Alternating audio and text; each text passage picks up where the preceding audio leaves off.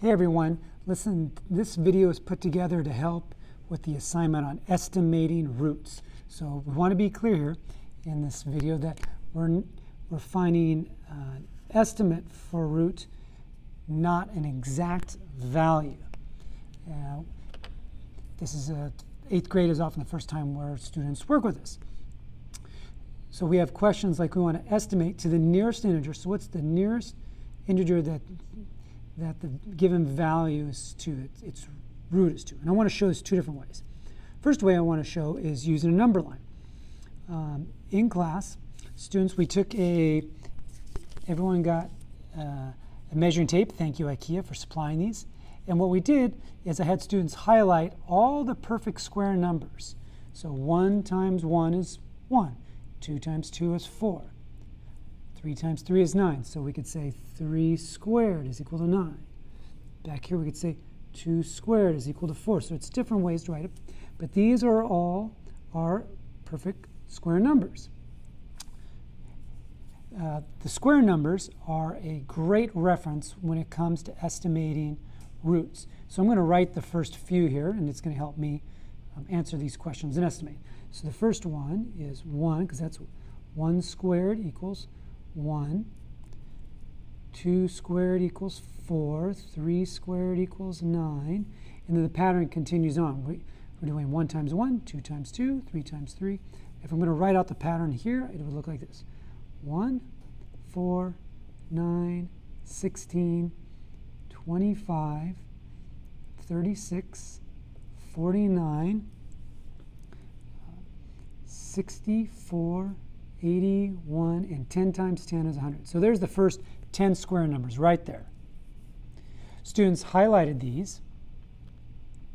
And then the other thing I had them do is, the nice thing about square numbers is that we can undo them or take their root.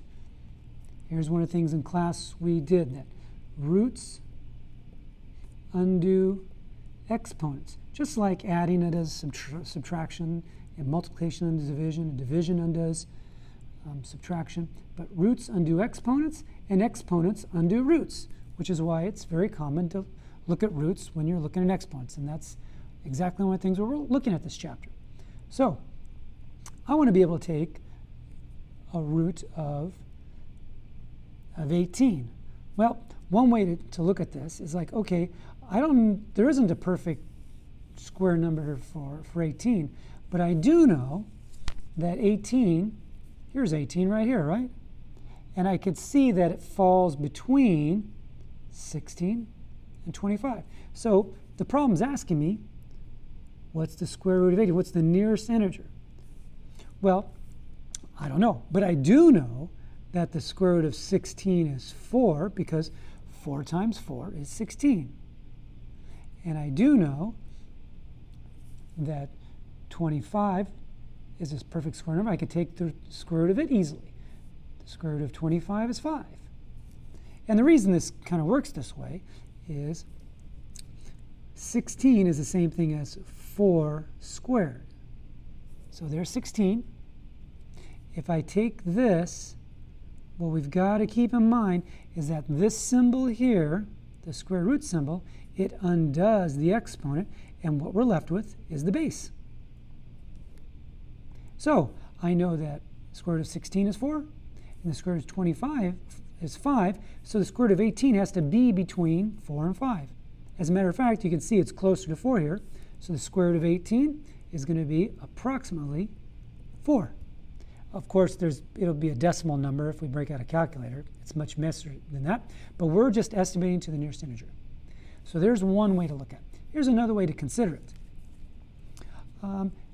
Square numbers are nice because we think of one number multiplied by itself gets the number, and hence the name square. So I'm looking, if I have a square and I want to know the area, I just need to multiply the side lengths. Well, in this problem, we've turned around. What it is, I'm asking, here is the area. The area is 18 inside the square. Well, how long is each side? Again, I don't know. But I do know a square that's a little bit smaller than this, that would have an area of 16. I know it has side lengths of 4, and I know an area, or a square with an area of 25. That I could figure out easily because my number sense tells me 5 times 5 is 25. But the mathematical way that we can look at this is, well, if I have the area of a square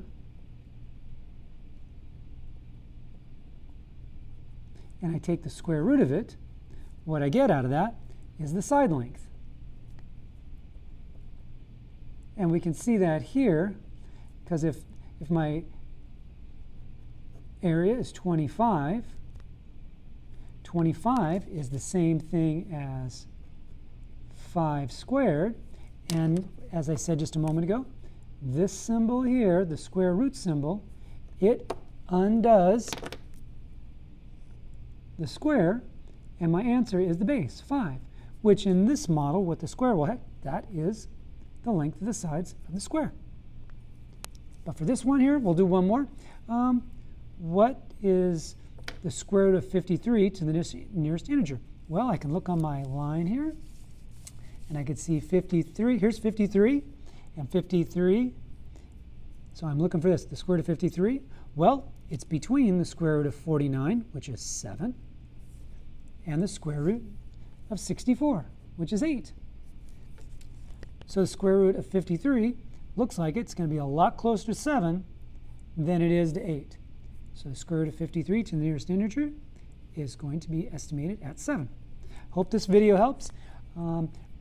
Knowing your list of square numbers becomes very important, not just for these problems of estimating roots, but these numbers come up a great deal later on in algebra. So just like it's helpful to know your evens, your odds, what your prime numbers are, this right here is a very important set of numbers. All middle school students should have these numbers committed to memory and where they come from. That 1 is 1 to the second power. 4 is 2 to the second power. 9 is 3 to the second power, or 3 squared. Hope this video helps.